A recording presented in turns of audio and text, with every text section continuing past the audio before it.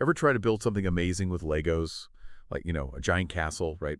With all this history behind it. You put it together so carefully, brick by brick, layer by layer. Then suddenly someone comes along and they try to just break off a whole chunk, saying like, nope, this is always mine. Well, it's sort of what's happening with Russia and Ukraine, isn't it? It's complicated. Centuries in the making. It goes way deeper than, what we see in the headlines. So today we're going to dive into all that history, the history between Russia and Ukraine. So let's rewind way back, all the way to the 9th century. Imagine this vast and influential kingdom called Kievan Russias. It had sprawling territory, powerful rulers, the whole deal, and a vibrant culture that kind of set the stage for both Russia and Ukraine. This kingdom, it spanned parts of modern-day Ukraine and Russia and Belarus, too. It was a real melting pot, a center of trade, like the birthplace of Eastern Slavic civilization, and Kyiv, the capital of modern-day Ukraine. Well, that was right in the heart of it all, but like a lot of empires, Kievan Russias, it eventually fell apart. Faced internal struggles, pressure from outside. You know how it goes, like someone knocked over our Lego creation, scattered all the pieces. And this is where this fragmentation is where we see Russia and Ukraine start to go their separate ways. Okay, now let's fast forward a bit to the 14th to the 18th centuries, while Moscow, over in the east, started like consolidating its power, eventually forming the Russian Empire, right? Well, Ukraine, on the other hand, they found themselves under the influence of, their Western neighbors, the Polish-Lithuanian Commonwealth. So you can picture it, right? These Lego pieces being pulled in different directions. You can see how this whole geographic and political tug-of-war really shaped, the destinies of both nations. And during this whole period, another key player came onto the scene, the Cossacks. Now, these guys, they were fiercely independent warriors, really proud of their Ukrainian heritage, always fighting for autonomy. They were a force to be reckoned with.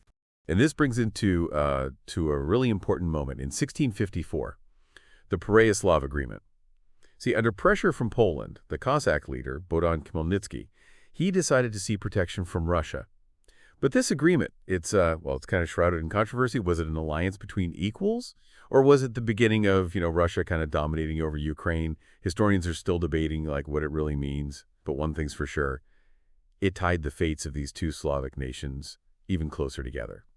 All right, so let's move on to the 18th century. When Russia really started expanding their empire, absorbing most of Ukraine in the process, and it really fueled this Ukrainian nationalism. And this struggle for Ukrainian identity just kept going, right? Right into the 20th century, all that turmoil. And then when the Russian Revolution broke out in 1917, well, it kind of brought this glimmer of hope, right? This hope for Ukrainian independence. And for a little while, just a brief period, Ukraine actually did declare its independence. Our Lego castle, standing tall and proud. All on its own, but it didn't last. It was short-lived, unfortunately. And under Stalin, well, Ukraine suffered one of its darkest periods, really, the Holodomor. Between 1932 and 1933, this man-made famine, orchestrated by the Soviets, it killed millions of Ukrainians. Millions. It was horrific, a deliberate act of cruelty, really aimed at crushing Ukrainian resistance and, solidifying control. It left deep scars, on the Ukrainian psyche, shaped how they saw Russia for generations. And then came World War II, which, just brought more devastation to Ukraine. Taught between Nazi Germany and the Soviet Union, the country was like a battleground. Cities were ravaged, and the people, well, they suffered immense losses. Our Lego castle, we painstakingly rebuilt it. And then, boom, shattered and broken again. And even after the war ended, Ukraine remained a vital part of the Soviet economy. It was known as like the Red Basket and a hub for industrial production. Finally, in 1991, the Soviet Union, this seemingly unbreakable empire, it collapsed. It was like a giant Lego structure just crumbling, pieces scattering everywhere. Independent nations emerged, rising from the ruins. But then in 2013, things gifted again. The rejection of that trade agreement with the EU by President Yanukovych. He was pro-Russian, of course, and that sparked another wave of protests, the Euromaidan. So yeah, 2014, still all that tension from the protests. And then Russia, well, they made a move that really, it shocked everyone, right? They seized Crimea, which, for those who don't know, it's that peninsula on the Black Sea. And Russia's claim was that they were, just protecting Russian speakers. But honestly, a lot of people saw it as like a straight-up land grab. Totally disregarding Ukraine's sovereignty. And then, 2022 happened, And, well, the world watched as Russia launched a full-scale invasion of Ukraine. Tanks crossing the border, bombs falling on cities. It was hard to believe, honestly. And so here we are looking at what's left of this, well, centuries-old relationship, a shared history that's been shattered by conflict.